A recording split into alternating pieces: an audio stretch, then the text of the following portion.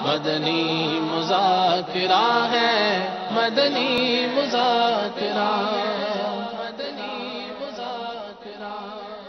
अल्हम्दुलिल्लाहि रब्बिल आलमीन वस्सलातु वस्सलामु अला सय्यिदिल मुरसलीन। फरमान मुस्तफ़ा सल्लल्लाहु तआला अलैहि व आलिहि वसल्लम, नियतुल मुमिन खैरुम मिन अमलिही, यानी मुसलमान की नीयत उसके अमल से बेहतर है। मीठे मीठे इस्लामी भाइयों और मदनी चैनल के नाज़रीन, अच्छी नीयत ना हो तो अमल का सवाब नहीं मिलता। इसलिए मैं नियत करता हूँ कि हुसूल सवाब के लिए अल्लाह रसूल अज़्ज़ व जल्ला व सल्लल्लाहु तआला अलैहि व आलिहि वसल्लम की इताअत करते हुए तिलावत करूँगा। आप सभी तिलावत कुरान करीम की ताज़ीम की नीयत से जब तक हो सके निगाहें नीची किए दो जानों बैठिए और मज़ीद ये भी नियत कीजिए कि रज़ाए इलाही के लिए हुक्म कुरानी पर अमल करते हुए कान लगाकर खूब तवज्जो के साथ और अपने इख्तियार में हुआ और दिल में इखलास पाया तो हुक्म हदीस पर अमल करते हुए अश्क बारी करते हुए तिलावत सुनूंगा। अऊज़ु बिल्लाहि मिनश शैतानिर रजीम।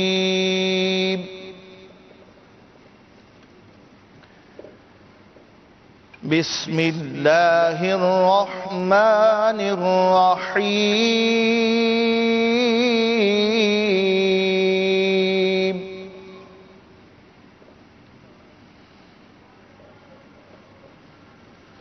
इन्नल मुत्तक़ीन फ़ी ज़िलालिन व उयून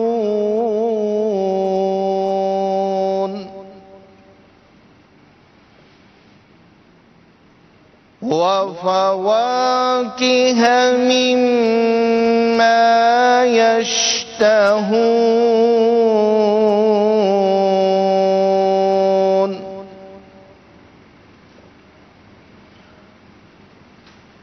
कुलू वश्रबू हनीअम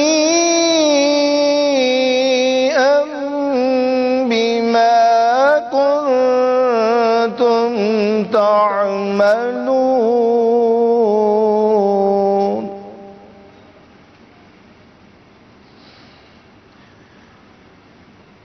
इन्ना कज़ालिका नजज़िल मुहसिनीन।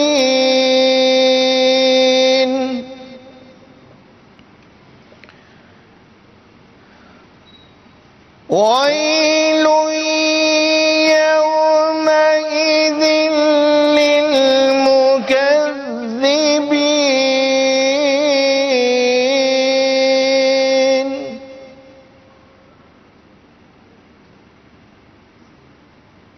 कुलू वतमत्तऊ क़लीलन इन्नकुम मुजरिमून।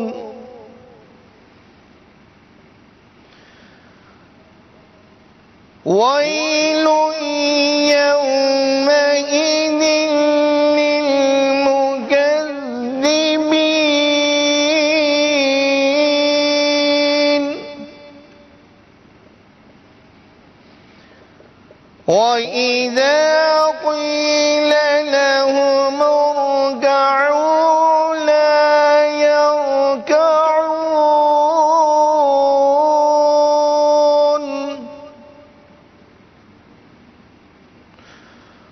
ويل يومئذ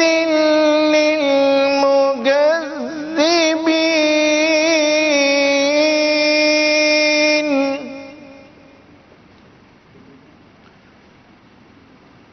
وإذا قيل لهم اركعوا لا يركعون.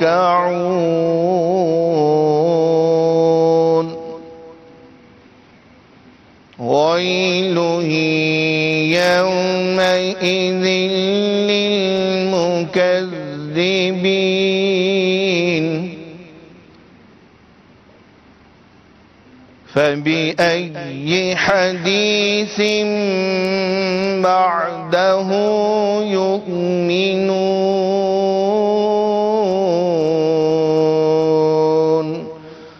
صدق الله العظيم. جزاک اللہ خیرا و احسن الجزاء ما شاء اللہ تعالی عز وجل. مرحبا.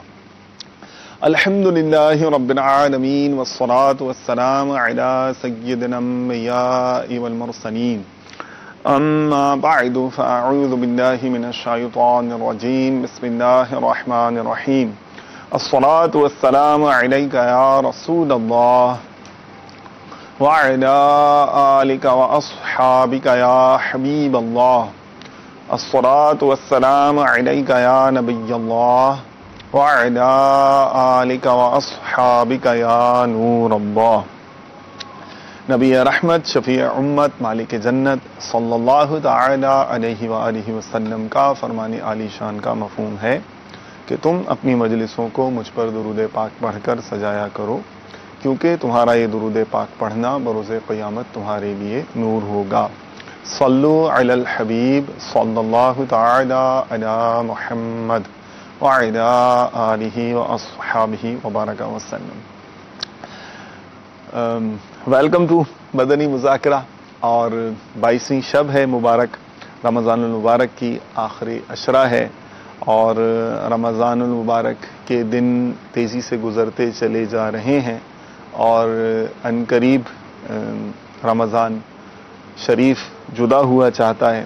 عشاقان رسول رحمت الہی کے کھلکھلاتے پھول چننے کے لیے اعتکاف کے لیے مسجدوں میں گویا کہ دھرنا دے کر پڑے ہیں، اور رب کریم کی در پر رحمت کی بھیک لینے کے لیے جمع ہیں، اور اللہ عز و جل کے فضل و کرم کی امید رکھتے ہوئے خوش نصیب معتکفین عبادات و ریاضت کے ذریعے اس کی رضا کا سامان بھی کر رہے ہیں. اور ان متبارک اور متبرک گھڑیوں میں دنیا کے مختلف خطوں میں ظاہر ہے کہ آخری عشرے کی ہی بہاریں ہیں، تو مسلمانوں کا یہ طرز عمل اللہ تبارک و تعالی عز و جل سے محبت اور اسلام کا اہم ترین ایک مہینہ رمضان المبارک کی خصوصیت کو بھی دوسری اقوام کے سامنے اجاگر کر رہا ہے. اور عشاقان رسول کو، مسلمانوں کو سنت اعتکاف کے یہ جو مبارک لمحات ہیں یہ بھی مبارک ہوں، اور اللہ تعالی عز و جل ہمیں ان مبارک لمحات میں خوب عبادات و ریاضات کرنے کی، اپنی رضا والے کام کرنے کی توفیق رفیق عطا فرمائے. میرے اور آپ دونوں کے حق میں یہ دعا قبول و منظور فرمائے. اور رب کریم سے یہ بھی التجا ہے کہ جو معتکفین ہیں ان کا اعتکاف بھی قبول ہو، اور ہمیں بھی اس طرح کی نیکیاں کرنے کی سعادتیں ملیں. الحمدللہ علی احسانہ. شاید ہی کوئی میدان ایسا ہو کہ دعوت اسلامی کو اس میں اپرچونٹی نظر آئے نیکی کی، اور وہ بساط بھر اس میں کوشش نہ کرے. جی ہاں، یہ چونکہ مدنی مقصد ہی ایسا مل گیا ہے کہ مجھے اپنی اور ساری دنیا کے لوگوں کی اصلاح کی کوشش کرنی ہے، تو امیر اہل سنت کی فیضان تربیت کی برکت سے ایک ولولے اور جوش کی جو شمع ہے یہ سینوں میں روشن رہتی ہے، اور بزرگ جو ہیں وہ رہنمائی فرما کر مبلغین کی مختلف جو سرکلز آف لائف ہیں، مختلف ایوان ہیں، وہاں پر دین کی دعوت پہنچانے، سنتوں کی خدمت کرنے کے لیے متحرک اپنے اسلامی بھائیوں کو کرتے رہتے ہیں.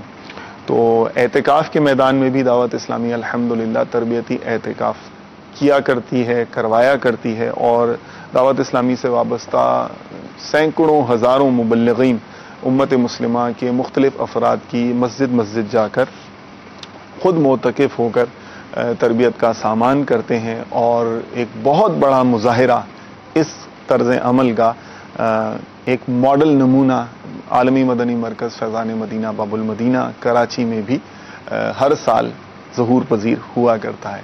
اور اس کی خصوصیت یہ ہے کہ یہاں تو قبلہ شیخ طریقت امیر اہل سنت خود جلوہ فرما ہوتے ہیں، اور پھر ان کے مدنی مذاکرے کی بھی بہاریں ہوتی ہیں. ان مدنی مذاکروں کو امت مصطفیٰ صلی اللہ علیہ وآلہ وسلم تک پہنچانے کا باقاعدہ اہتمام سال کے دیگر حصوں میں تواتر سے جاری رہتا ہے، لیکن رمضان میں تو سمجھیں کہ جس طرح نیکیاں جوبن پر ہوتی ہیں، نیکیوں کا موسم، تو مدنی مذاکروں کا موسم بھی جوبن پر ہوتا ہے. تو مدنی مذاکرے کا ہی سلسلہ ہے، اور آپ لوگ بھی جو ہے اس مدنی مذاکرے کو بہت رغبت سے دیکھیے. اور جو ہے نا آگے پیچھے جو اسلامی بھائی ہوں گے، اسلامی بہنیں ہوں گی، تو ان کو بھی ایک دوسرے پر بھی انفرادی کوشش کی ضرورت پڑ ہی جاتی ہے. انہیں بھی ہوشیار کر دیجئے تاکہ اس علمی فیضان کی جو بارش ہونے والی ہے اس سے ہمارا دامن اور بدن دونوں ہی بھیگ جائیں اور نور کی بارش میں ہم نہاتے چلے جائیں. تو اور یہ بھی روایت ہے کہ مدنی مذاکرے سے پہلے استقبالاً ہم، چونکہ شایان شان چیز سے پہلے بھی یعنی شاندار چیز ہی پیش کرنی پڑتی ہے، تو کچھ نہ کچھ مدنی پھول جو ہیں وہ ہم حاضر خدمت کیا کرتے ہیں سیرت مصطفیٰ صلی اللہ علیہ وآلہ وسلم سے، احکام شریعت سے، یا مختلف اخلاقی اور اصلاحی عنوانات پر کچھ نہ کچھ آپ کے گوش گزار کرنے کا سلسلہ رہتا ہے. آج کے تعلق سے یہ عرض کروں گا کہ ہیرا آپ نے دیکھا ہوگا، اور دیکھا نہیں ہوگا تو سنا تو ضرور ہی ہوگا، اور کچھ نہ کچھ صفات اس کی آپ کے علم میں ہی ہوں گی. بہت قیمتی پتھر ہے، اور ایک مشہور پتھر، قیمتی پتھروں میں بھی بہت مشہور پتھر ہے. شاید دوسرے پتھروں کے نام جن لوگوں نے نہ بھی سنے ہوں انہیں ہیرے کا ضرور پتا ہوتا ہے. اس کی شہرت ہی ایسی ہے، چمک دمک میں بھی پھر یہ بے مثال ہوتا ہے. یہی اس کی ایک شہرت کی بہت بڑی وجہ بھی ہے. قیمتی ہونا، مہنگا ہونا، یہ بھی ایسا وصف ہے کہ زبان زد عام اس کی شہرت ہے. تو پتھروں میں ایک لحاظ سے اس کو بادشاہی، شہنشاہی ہی حاصل ہے. تو مزے کی بات یہ ہے کہ یہ جو ہیرا ہوتا ہے نا، ہیرا اور کوئلہ یہ کیمیکلی ایک جیسی ہوتی ہے چیز، 100% سیم ہوتے ہیں. جی ہاں، 100% سیم ہوتے ہیں. کوئلہ اور ہیرا ہونا کیمیکل اعتبار سے بالکل برابر ہے. مگر اب کوئلے کی مول دیکھیے اور ہیرے کا مول دیکھیے. تو کہا یہ جاتا ہے جب کوئلہ جو زمین میں دبا ہو تو یہ کثیر پریشر برداشت کرے، اور مخصوص جو جغرافیائی عوامل ہیں زمین کے نیچے مخصوص حالات سے طویل عرصے تک، کافی لمبے عرصے تک، سال تک گزرے، تو یہ ہی کوئلہ ہیرے میں تبدیل ہو جاتا ہے. جی ہاں، تو ہیرا جو ہے وہ کوئلے سے بنتا ہے. خیر یہ موضوع نہیں ہے ہمارا موضوع کچھ اور ہے. تو ہیرے کی کچھ صفات تو آپ کو پتہ ہی ہیں، لیکن ایک ہیرے کی ایک صفت یہ ہے کہ یہ قدرتی طور پر پائی جانے والی سب سے ہارڈسٹ چیز ہے. یہ سخت ترین پتھر ہے، یہ سخت ترین، بہت ہی سخت ہوتا ہے. یہ اس نے اتنا پریشر بھی تو برداشت کیا نا. تو آپ نے شاید دیکھا ہو کبھی، اگر آپ نے جو گلاس کٹر ہے اسے دیکھا ہو، شیشہ کاٹنے والے کو دیکھا ہو، اپنے گھر میں کوئی کام کرا ہو، کوئی صاحب کام کر رہے ہو، تو آپ نے دیکھا ہوگا کہ وہ قلم ان کے ہاتھ میں وہ قلم نما کوئی چیز ہوتی ہے. تو وہ قلم نما پکڑ کر وہ جو شاید اسکیل رکھتے ہیں یا کچھ رکھتے ہیں، وہ اسی کے حساب سے یوں کرتے ہیں، تو شیشہ بالکل ایسا کٹتا ہے کہ اس کی جو یعنی ایج ہوتی ہے، اس کی جو دھار ہوتی ہے وہ بھی کتنی یعنی شارپ ہوتی ہے، بہت شارپنس کے ساتھ کٹ جاتا ہے. تو وہ جو قلم ہوتا ہے نا، جو گلاس کٹر ہوتا ہے، اس کے اختتام پر یعنی وہ جو مس ہو رہی ہوتی، ٹچ کر رہی ہوتی شیشے سے، جو شیشے کی سرفیس سے جو جگہ اس قلم کی، اس پیپر کا، اس گلاس کٹر کی، اس میں ہیرے کا ٹکڑا لگا ہوا ہوتا ہے. تو ہیرے کا ٹکڑا کتنا سخت ہوتا ہے کہ یوں ایک آپ نے کیا اور شیشے کو اس نے کاٹ دیا، اور کاٹا بھی کیسا کہ اتنا شارپ کاٹ دیا. تو اب ہیرے کو کون کاٹے؟ تو اب یہ بھی مزے کی بات ہے، ہیرے کو ہیرا ہی کاٹتا ہے. لوہے کو لوہا کاٹتا ہے تو ہیرے کو ہیرا کاٹتا ہے، اس سے سخت ہیرا کاٹے گا. ہیرا جب تراشا جاتا ہے تو اس طرح سے تراشا جاتا ہے. خیر بہت سخت ہوتا ہے. کتنا سخت ہوتا ہے ہیرا پتہ ہے؟ اگر آپ ہیرے کو لیں گے نا، اور اگر آپ ہیرے کو لے کر اسے تیزاب میں ڈال دیجئے، کسی بھی طرح کے تیزاب میں ڈال دیجئے، تو ہیرا ویسے کا ویسا ہی رہے گا، اس میں کوئی تبدیلی نہیں آئے گی. جی بالکل ایسے، یعنی آپ تیزاب میں ڈالیں اور یہ انتظار کریں کہ یہ گھل جائے گا، ختم ہو جائے گا، نہ، اپنی شکل برقرار رکھے گا اور ہیرا ویسے کا ویسے. اب یہ نہ ہو کہ اب آپ کوئی مطلب جعلی یا 2 نمبر ہیرا ہو اور اب میری بات سن کر اب آپ نے تیزابوں میں ڈالتے رہیں اور پھر آپ جو ہے وہ جا کر جویلر سے جو ہے نا وہ مطلب جا کر جھگڑتے ہیں، تو برائے کرم یہ نہیں کیجیے گا. آرٹیفیشل جو ہے نا وہ بھی ہوتے ہیں، ڈائمنڈز بھی ہوتے ہیں، اور آج کل تو شاید بہت ہی زیادہ اغلب ترین تعداد جو ہے وہ آرٹیفیشل جو ہے وہ ڈائمنڈز کی ہے. تو براہ کرم یہ نہیں کیجیے گا. موضوع میرا کچھ اور ہے، مجھے پتھروں پر اور ہیرے کی فضائل پر بیان نہیں کرنا، میں نے کچھ اور کرنا ہے، تو یہ محتاط رہیے گا. وہ ایک بار ایسا ہوا، میں نے کسی معاملے پر جو ہے نا وہ بیان کر دیا تھا، تجارت کی فضیلت پر بیان کیا تھا. تو ایک اسلامی بھائی نے تجارت جو ہے نا وہ میرا بیان سن کر تجارت جو ہے نا وہ شروع کرنے کے لیے نکل پڑے. پیسے تھے نہیں، مطلب فلانی کمیٹی کھلے گی تو کر لوں گا. تو اب وہ کمیٹی ان کی کھلی نہیں اس ٹائم، وہ تو پرچی سے کھلنی تھی، وہ نہیں کھلی، نام نمبر نہیں آیا. تو اب مجھے بعد میں کہنے لگا آپ کا بیان سن کے میں نے تجارت شروع کرنے کیا، سارا یہ کام کر لیا، میری تو کمیٹی نہیں کھلی. تو میں نے کہا بھائی اب یہ تو آپ سارے اس کے مقدار کے مطابق ہی کام کرتے نا. خیر چلیے، یہ تو حاشیہ لگا دیا بیچ میں نے. تو بات کر رہا تھا کہ ہیرا اتنا سخت ہوتا ہے، تیزاب میں بھی گھلتا نہیں ہے. لیکن ہاں یہ لیکن بڑی انٹرسٹنگ چیز ہے. لیکن اگر اسی ہیرے کو آپ دھیمی آنچ پر رکھ دیں گے، شعلے پر، آگ پر، دھیمی آنچ پر اسے رکھ دیں گے، بہت زیادہ الاؤ روشن کرنے کی بھی ضرورت نہیں ہے، دھیمی آنچ پر، تو یہی ہیرا جو اتنی سخت ترین چیز ہے، جس کو ہیرا ہی کاٹتا ہے، جو تیزاب میں بھی نہیں گھلتا ہے، تو یہی ہیرا ہلکی آنچ پر گیس بن کر، کاربن ڈائی آکسائڈ بن کر اڑ جائے گا. کیا ختم ہو جائے گا، نہ رہے گا. تو کوئی چیز کتنی ہی سخت ترین کیوں نہ ہو، اس کی کوئی نہ کوئی کمزوری تو ہوتی ہے نا. ہاں ہر چیز کا توڑ ہوتا ہے، یہ بات ہے. تو ہیرے جیسی سخت چیز کا بھی توڑ ہے کہ اس کو دھیمی آنچ پہ بھی کریں گے تو گیا وہ کان سے. تو یعنی ہمیں زندگی میں بعض اوقات ایسے کئی مشکلات اور مصائب یا حالات سے واسطہ پڑتا ہے کہ جو ہمیں ہیرے کی طرح سخت محسوس ہوں گے، اور اس کو توڑنے کا، کاٹنے کا ہمیں حل نہیں سوچتا ہوگا کہ کریں کیا اس کا. اس کو تیزاب میں ڈالو تو سخت، کاٹنے جاؤ تو سخت، یہ کرو تو سخت، کیا کریں اس کا، بہت سخت ہے بھائی، حل ہی نہیں ہو کے دے رہا.